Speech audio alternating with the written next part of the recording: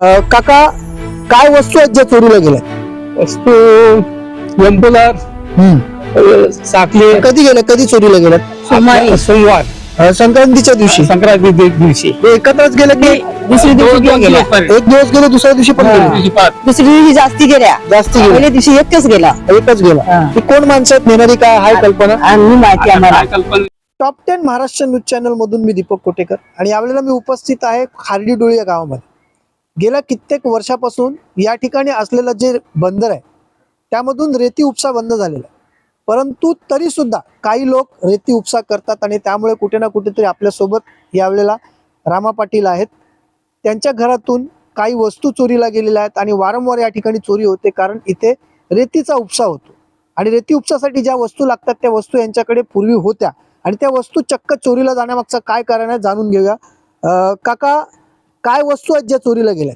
वस्तू एम्पुलर साखली कधी गेल्या, कधी चोरीला गेल्यात? सोमवारी. सोमवार संक्रांतीच्या दिवशी संक्रांती दिवशी हे एकत्रच गेलं की दुसऱ्या दिवशी दोन गेल्या. दिवस पर्यंत. एक दिवस गेले, दुसऱ्या दिवशी पण गेले? दिवशी पाच. दुसऱ्या दिवशी जास्ती गेल्या. जास्ती गेले, पहिल्या दिवशी एकच गेला. एकच गेला. हा. ही कोण माणसं आहेत, नेणारी काय हाय कल्पना? आणि माहिती आता आम्हाला काय कल्पना त्यांची आता नाही माहिती. माहिती. कुठे होत्या त्या वस्तू? वस्तू एक येते पहिल्या दिवसात हिला नेली. हा हा दुसऱ्या दिवशी त्या मोठा ते नेला. हा. एक साखर तीनची नेली. हा एक साखर तीनची नेली. हा. एक अंपुलर तीनचं नेलं. हा.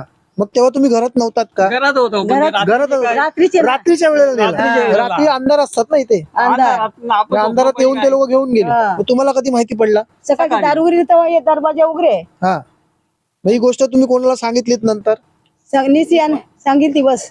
फक्त सांगितली? हा. मग असं किती वेळा, म्हणजे किती वेळा या चोऱ्या होतात इथे? ह्या बऱ्याच वेळा चोऱ्या झालेल्या. बऱ्याच वेळा होतात हा. चोऱ्या. म्हणजे किती वर्षापासून या चोऱ्या होतात? आता जवळजवळ 2-3 वर्षापासून तर अशा चोऱ्याच करतात ते 2-3 वर्षापासून हा. चोऱ्याच होतात. मग इकडच्या गावातली काही लोक काय तक्रार वगैरे करत नाहीत का? गावातली घट कोण तक्रार करते कोण नाही नाही करत, करत. कोणच काय बोलायला मागत नाही. नाही. मग या गोष्टीमुळे त्यांचं फावतं. हो ते. आपण एकंदरीत जर पाहिलं तर रेती बंदर बंद आहे, पण रेतीचा जो उपसा आहे तो अजूनपर्यंत चालू आहे चालू आहे. आणि या उपसामुळेच कुठे ना कुठेतरी ह्या वस्तू घाळ होतात, चोरीला जातात. बरोबर आहे ना काका? हा, चोऱ्याला जातात. म्हणजे उपसा अजून पण चालू आहे, त्याच्यामुळे या सगळ्या गोष्टी होतात. होतात.